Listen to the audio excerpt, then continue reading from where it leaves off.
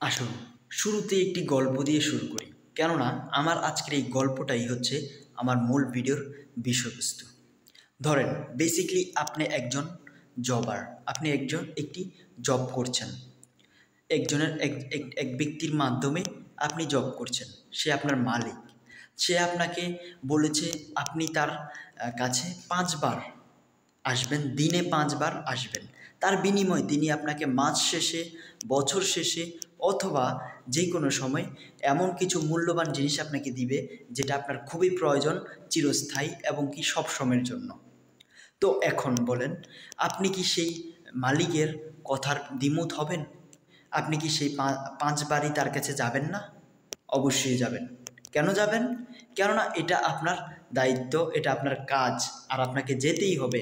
না গেলে আপনি সেই চাকরিটা হারাবেন, যার ফলে আপনার জীবন অনেকটাই দুর্দশা এবং কি কঠিন পরিস্থিতির মধ্যে মোকাবেলা করবে।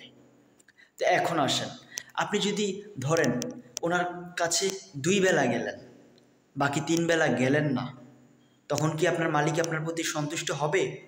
অবশ্যই সেই মালিক আপনার প্রতি অবশ্যই অসন্তুষ্ট হবেন। তিনি তো আপনাকে যে বেতন দেওয়ার কথা ছিল সেটা তো কমিয়ে দিবেনই, তার সাথে সাথে তিনি আপনার উপর রাগ এবং কি ঘৃণা যত কিছু আছে তা প্রকাশ করবেন। তার সাথে আপনি যদি আরও মনে করেন শুধু সপ্তাহে 1 বার তার সাথে দেখাই করবেন, সপ্তাহে 1 বার শুধু তার সাথে দেখা করবেন, তাহলে আবার একটু চিন্তা করেন, যে মালিক আপনাকে মাসে অনেক টাকা দিচ্ছে বা আপনার সুখ শান্তি যা বলেন সব দিচ্ছে, সেই মালিক আপনাকে বলেছে দিনে দিনে 5 বার দেখা করতে, তবে আপনি তার সাথে মাত্র সপ্তাহে 1 বার দেখা করছেন। ইমেজিন দ্যাট, সেই মালিকের কি অবস্থা হবে? অথবা আপনি আপনাকে সেই মালিকের জায়গায় দাঁড় করান, তখন দেখেন আপনার কাছে যে ব্যক্তি আপনার চাকর, সে এটা করার ক্ষেত্রে আপনি কতটুকু রাগান্বিত হতে পারেন, ঈর্ষান্বিত হতে পারেন। বেসিক্যালি আপনি ধরেন, এবার একটু অন্যভাবে বলা যাক, বেসিক্যালি আপনি ধরেন একটা দোকানের মালিক, আপনি সেই দোকানের কর্মচারীকে আপনি সময় দিয়েছেন প্রতিদিন 5 বার এসে আপনার দোকান পরিষ্কার করবে অথবা দোকানের দেখভাল করবে, তবে সেই দোকানের কর্মচারী, আপনার দোকানের কর্মচারী মাত্র 1 দিন আসলো, 2 দিন আসলো না, অথবা 1 দিন আসে 1 দিন আসে না, অথবা সপ্তাহে মাত্র 1 দিন যায়, তখন কি আপনি তাকে ঠিকভাবে বেতন দিবেন, নাকি তাকে উল্টা আপনার চাকরি থেকে বহিষ্কার করে তাকে অন্য কিছু ব্যবস্থা নেবেন? তেমনই করে আসুন, এবার মূল বিষয়, গল্পটা শেষ হলো।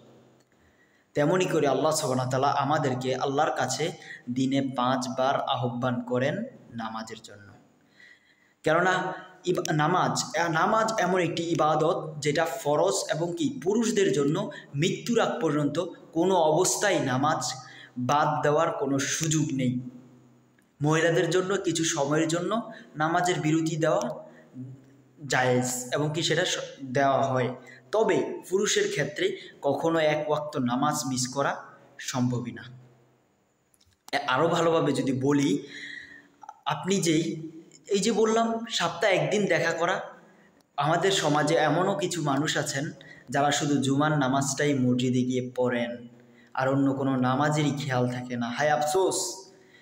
আরেকটা আয়াত আপনাদের সামনে তুলে ধরি, সূরা আয-যারিয়াতের 56 নম্বর আয়াত, ওয়ামা খলাকতুল জিন্নি ওয়াল ইনসা ইল্লা লিয়াবুদুন, আমি একমাত্র জিন ও মানব জাতিকে সৃষ্টি করেছি আমার ইবাদতের জন্য। আল্লাহু আকবার।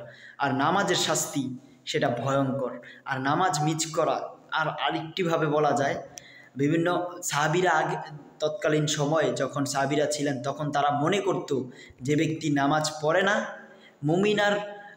কাফের এবং মুসলিমদের মধ্যে পার্থক্যকারী বিষয়টাই হচ্ছে নামাজ। সাহাবীরা এটা মনে করত, সে নামাজ পড়ে, সে মুসলিম, সে নামাজ পড়ে না, সে কাফের। কতটুকু? আশা করি সকলে বুঝতে পেরেছেন এই গল্পটা এবং কি এই বাস্তবতাটা। সকলে নামাজ পড়ার চেষ্টা করবেন। ধন্যবাদ।